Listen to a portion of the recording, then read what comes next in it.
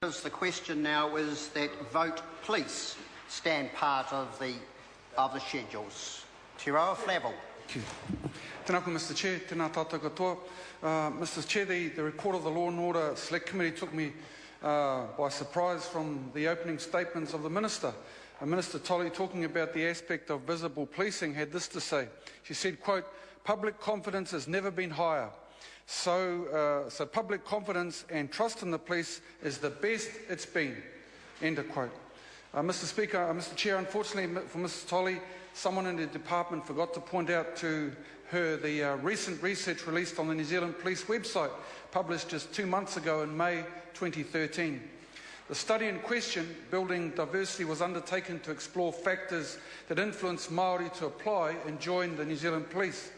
The researchers, Nan Wehi-Peihana, Elizabeth Fisher, Kelly Spee and Kataraina Pipi, put forth evidence, Mr. Speaker, that utterly challenges the basis of the Minister, Mrs. Tolley's hope for public confidence. So let me share some of the comments in that study which reveal poor perceptions of the police within Māori communities, the lack of trust and confidence in the policing, and therefore a job with the police. Mr. Speaker, both people who were going to be recruited and iwi liaison officers at the time talked in particular around the Tūhoe operations. One recruit said this, quote, "You'd want to have Māori police officers on the ground right in there. But then I wonder if we could influence the way that things were done. Not sure we could have a say or be heard. Think we might just get swept away beneath police procedure." That was one recruit. A iwi liaison officer had this to say: "The perception of police by our people was not helped by Operation 8, the Tūhoe incident. This cast a negative light on the police." Another iwi liaison officer said this: "There is a lack of trust and confidence in what is essentially a Pākehā organisation." So, Mr. Speaker, it's no surprise that the Māori Party comes to this debate extremely keen to see how the ongoing issues of lack of Māori confidence in police are dealt with in the context of this estimates bill. And just to remind us, for those who may well have forgotten, last month the IPCA report found in some areas police acted, quote, "unlawfully, unjustifiably and unreasonably during the raids of 2007. The Independent Police Conduct Authority Judge David Crothers said in the report that the detention of the occupants at 5 properties of 41 properties raided was, quote, "unlawful and unreasonable." Mr. Chair, police were also criticised for the unnecessary stopping and searching of vehicles and taking 66 photos of drivers and passengers, including children. It left some people feeling, quote, "degraded and intimidated," end of quote. And just a month ago, sir, I raised these issues in the House, speaking about the trauma of many people who were raided, which had still not been actually heard. I then went to the Māori Affairs Select Committee and I asked them to consider the opportunity to listen to the voices of those affected by Operation 8, to commission an inquiry into the impact of Operation 8 that it had on Ruatoki and Tāne Atua residents. No cigar, Mr. Chair, no cigar. Neither National nor Labour would agree. So now here we have an opportunity to expose the New Zealand Police to the scrutiny of the public to see how they're dealing with the long-standing issues of injustice and equality. And so what does the Law and Order Committee report tell us? 3 things, sir. It describes the Australian police recruiting New Zealand officers in 2012-2013. It reports with great excitement about the use of iPhones for collecting and communicating information. And thirdly, the committee asked questions of the Deputy Commissioner Mike Bush regarding his comments at a former police officer's funeral. Now, just wait on a minute, Mr. Speaker.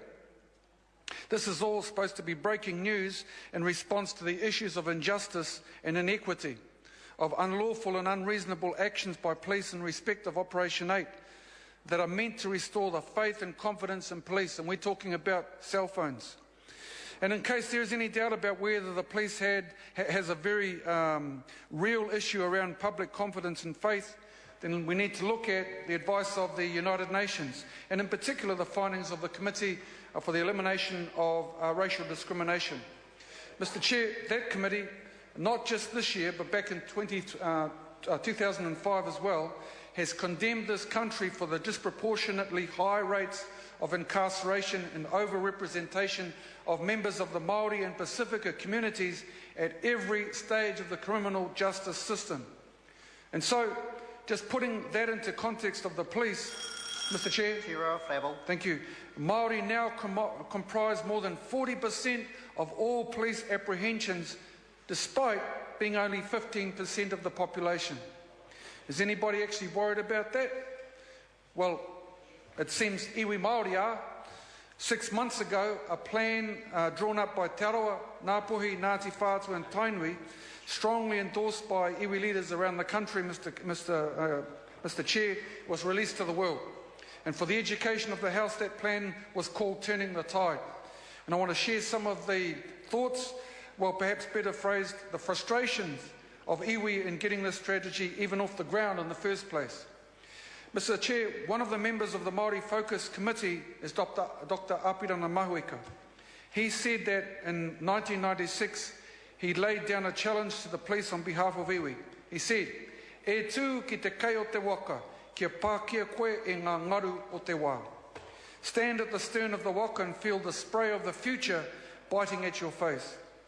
What he was referring to, Mr. Speaker, in those words, was that most Māori who are victims or who are directly involved in crime are under the age of 25 years. In the words again of Dr. Mahuika, with our population of young people growing, if we do nothing, then even more Māori will end up in hospitals, police cells, courts and prisons. He closed by saying, we can't let that happen. Mr. Speaker, I share these words with our leaders in the House today because this is very, very important. This is about shaping our future. It's about setting the directions for tomorrow. Shouldn't we be interested in that? Surely.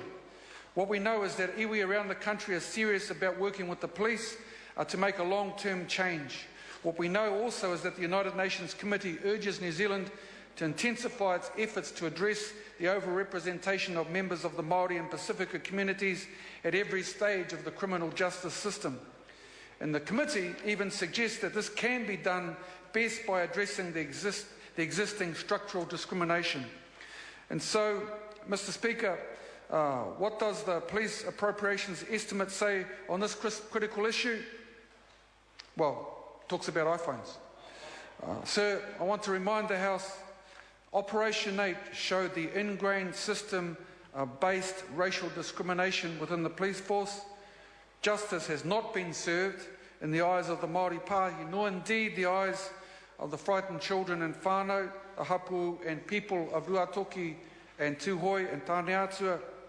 The police need to recognise and acknowledge their failings and to take steps to rebuild that broken relationship.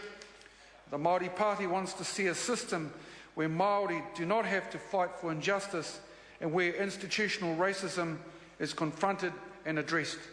And for those members and indeed the public listening to this broadcast this afternoon, I recently read a book called The Prophet and the Policeman, which talks very much about Ruakinana, Te Kōti, and a person by the name of Cullen, a policeman who was the first New Zealand Police Commissioner in this country.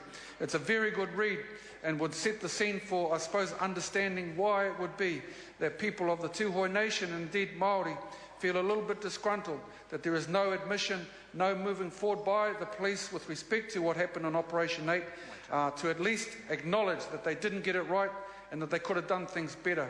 Under those conditions, sir, it's a good read about history, but it's almost like history repeating itself if you read it today.